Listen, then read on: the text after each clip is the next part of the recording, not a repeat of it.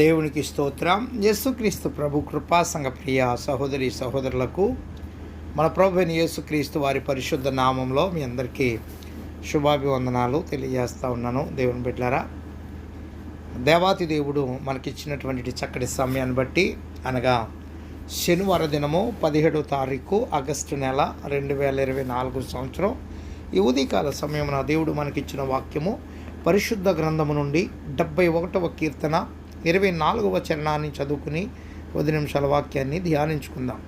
నాకు కీడు చేయజూచువారు సిగ్గుపడి ఉన్నారు, వారు అవమానం పొంది ఉన్నారు.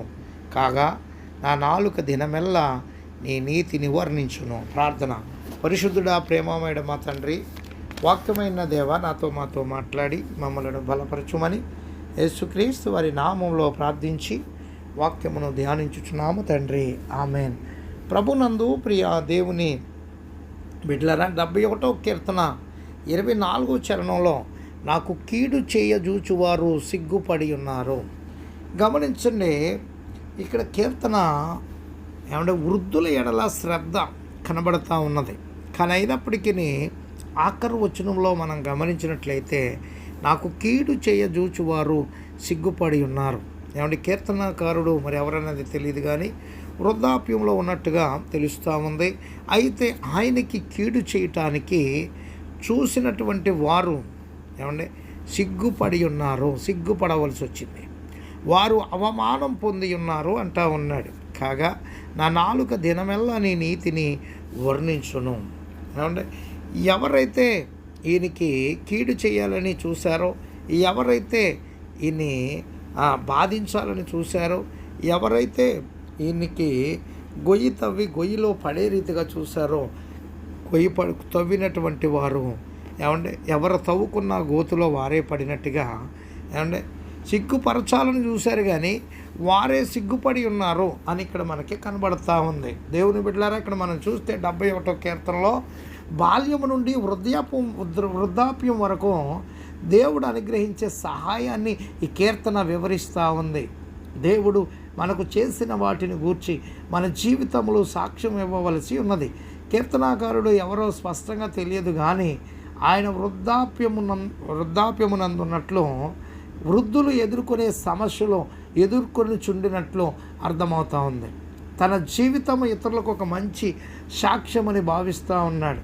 71వ కీర్తన 6-18 వచనాల్లో దేవుడు చేసిన జీవితకాలపు దీవెనలనై జ్ఞాపకం చేసుకున్నట భవిష్యత్తులో ఆయన యందు విశ్వాసం ఉంచటానికి తోడ్పడుతుందండి. తాను పొందిన మేలులను ఇతరులతో పంచుకొనవచ్చును. కీర్తనాకారుడు పరిణితి చెందిన వ్యక్తిగా కనబడతా ఉన్నాడు. వృద్ధాప్యము కొన్నిసార్లు ఆనందదాయకంగాను, మరికొన్నిసార్లు విషాదకరంగా ఉండొచ్చు. ఏమంటే వృద్ధాప్యం ఆనందదాయకం అంటే పిల్లలను చూస్తూ సంతోషించేటువంటిది రీతిగా ఉంటుంది. అలాగే మరికొన్నిసార్లు విషాదకరంగా ఉండొచ్చు. ఏమంటే తల్లిదండ్రులని వృద్ధాప్యంలో పట్టించుకోలేనటువంటి పరిస్థితుల్లో ఏమంటే వారు చాలా బాధాకరంగా ఉండవచ్చు. ఏమంటే నెరసిన వెంట్రుకలు సొగసైన కిరీటం అది నీతి ప్రవర్తన గలవానికి కలిగి ఉంటుందని సామెతల గ్రంథం 16వ అధ్యాయం 31వ వచనంలో తెలియజేస్తున్నాడు. అలాగే 71వ కీర్తన అట్టి వృద్ధాప్యం అనుభవాన్ని వివరిస్తూ ఉంది. వృద్ధాప్యంలో వెంటాడే బాధలో 71వ కీర్తనలోని ప్రార్థన ఒక వృద్ధిని దిండిది.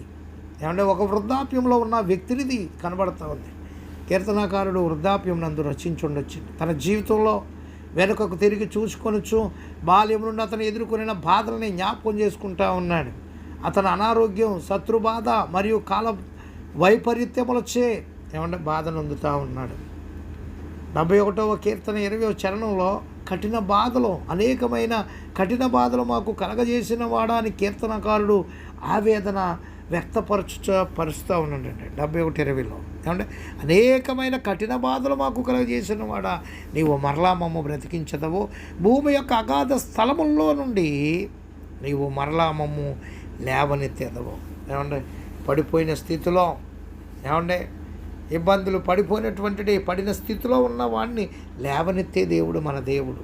ఏమంటే బంధింపబడి ఉన్న వారికి విడుదలిచ్చే దేవుడు అని మరొకసారి వాక్యంలో చెప్పబడతాం. దేవుని బిడ్డలారా, అందుకనే తెలియచేస్తూ ఉన్నాడు ఇక్కడ. ఏమండి, బాధపడటమే కాకుండా అతి క్రూరంగా అన్యాయంగా బాధను అందుతున్నట్లు అతడు చెప్తా ఉన్నాడు. ఇంకా మనం చూస్తే ఒత్తిడి, వృద్ధాప్యం నందు నన్ను విడనాడకుము, నా బలం క్షీణించినప్పుడు నన్ను విడవకుము. వృద్ధాప్యంలో వృద్ధుల అభద్రత భావానికి అంటే నూన్యత భావానికి లోనయ్యే ప్రమాదం ఉన్నది. అయినను వారు స్నేహితులు చివరకు దేవుడు కూడా మమ్మల్ని విడిచిపెట్టాడని తలంచే ప్రమాదం ఉన్నదండి. ఇక్కడ తెలియచేస్తూ ఉన్నాడు. ఇంకా మనం చూస్తే 71వ కీర్తన 12వ వచనంలో విడవబడుట అంటే దూరమగుట కనబడతా ఉంది. 12వ వచనం 71:12లో చూస్తే, దేవా నాకు దూరముగా ఉండకుము, నా దేవా నా సహాయమునకు త్వరపడి రమ్ము అంటా ఉన్నాడు. దేవుని బిడ్డలారా, ఇదివరకు కూడా మనం చూస్తే ఆయన త్వరగా రమ్ము, నా దేవా నా ప్రభువా త్వరగా రమ్మని అనేక మార్లు ఆయన పిలిచినట్లుగా మన కనబడతా ఉంది. 71వ కీర్తనలో 1వ వచనంలో, దేవా నన్ను విడిపించుటకు త్వరగా రమ్ము, యెహోవా నా సహాయమునకు త్వరగా రమ్మని పిలిచినటువంటి దాఖలాలు మనకు కనబడుతున్నాయి. ఏమండి, దావీదు గారు ఆ రీతిగానే ఈ యొక్క 71వ కీర్తనలో కూడా ఆయనే పిలుస్తున్నట్టుగా మనకు కనబడుతుంది. దేవా నాకు దూరంగా ఉండకమని ప్రార్థించటంలో దేవుడు తనను విడిచి దూరమయ్యాడేమో, అందుకే తన బలము శక్తి క్షీణించుతున్నదని తలంచి బాధ నొందుతూ ఉన్నాడండి. అతను ఒంటరి వాడై దేవుని సహాయం కొరకు కాంక్షించుచున్నాడు. అతను పిల్లలు తన చుట్టూ ఉన్న ఒంటరి తనమును అనుభవించుచున్నాడేమో. 71వ కీర్తన 11వ వచనంలో చూస్తే, భయము, దేవుడు వారిని విడిచెను, తప్పించు వారు ఎవరునూ లేరు, వారిని తరిమి పట్టుకున్నాడని వారు అనుకునిచున్నారు అని తెలుపుటలో కీర్తనాకారుడు దేవుని చేత విడిచిపెట్టబడ్డాడని భయము వలన బాధ నొందుతూ ఉన్నాడు. దేవుడు విడిచిపెట్టడం వలనని బాధ వచ్చిందని, ఇక ఇతను తిరిగి బాగుపడడని ఇతరుల మాటలు అతనిని గాయపరచుచు భయాందోళనకి గూర్చేయును. అతని బలహీనతను వారు ఆధారం తీసుకొని 4వ వచనంలో తప్పుడు ప్రచారం చేస్తూ ఉన్నారు. 13వ వచనం, తన జీవితమును తన గౌరవమును పోగొట్టుకుందని భయపడతా ఉన్నాడు. రెండవదిగా మనం చూస్తే ఇక్కడ వృద్ధాప్యంలో దేవుని అందు విశ్వాసం. అతని జీవిత బాధల శ్రమలను బట్టి కీర్తనాకారుడు దేవుని ఎడల నిరీక్షణ కోల్పోలేదండి. ఈ కీర్తనను వృద్ధుని విశ్వాసం అని కూడా పిలువబడతా ఉంది.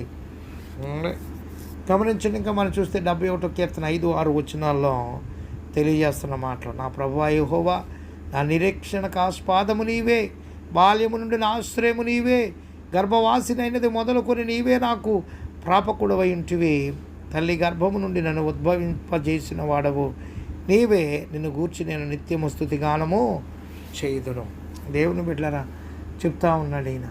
ఈ వచనంలో దేవుడు తనని ఏ విధంగా విడిపించాడో వివరిస్తూ ఉన్నాడు. ప్రస్తుత సమస్యలను గత విడుదలతో పోల్చి దేవుని కార్యములను జ్ఞాపకం చేసుకొని విశ్వాసంలో బలపడుచున్నాడు.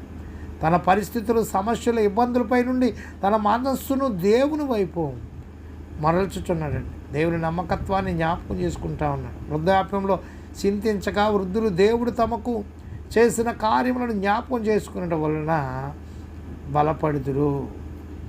ఇంకా మనం ముందుకెళ్ళినట్లయితే 71వ కీర్తన 3-22 వచనాల్లో ప్రస్తుతం దేవునితో మార్పు లేని సంబంధం.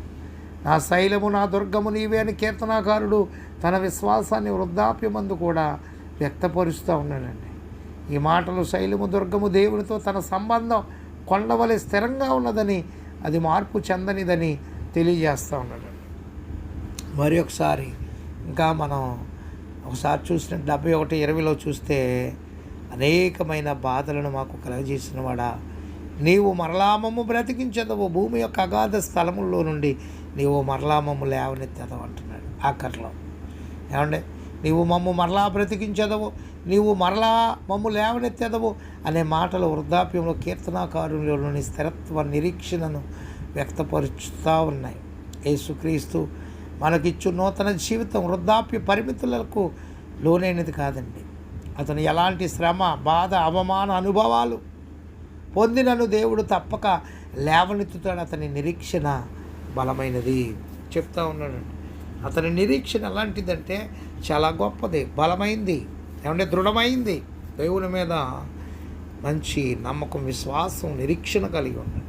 దేవుని బిడ్డలారా, మనం కూడా సమస్యలు, ఇబ్బందులు ఏమంటే ఇప్పుడు వచ్చినను బాల్యములో లేక కౌమార్య స్థితిలో లేక వృద్ధాప్యములో వచ్చినా కానీ దేవుని మీద ఆధారపడి దేవుని మీద విశ్వాసం ఉంచి నిరీక్షణ కలిగి ఉండాలని ప్రభు నామలో తెలియజేస్తే మాటలు ముగిస్తున్నాను. దేవుడి కొద్ది మాటలు మన వెనుకడిలో దీవించునుగాక. ఆమె తండ్రి కుమార పరిశుద్ధాత్మద్రీక దేవుని దీవెన మనెల్లరకు తోడై ఉండే కాపాడునుగాక. ప్రభు పనులు మీ ఆత్మీయ సహోదరుడు పాస్టర్ ఎలీషా రాజు మస్కట్ నుండి. God bless you all.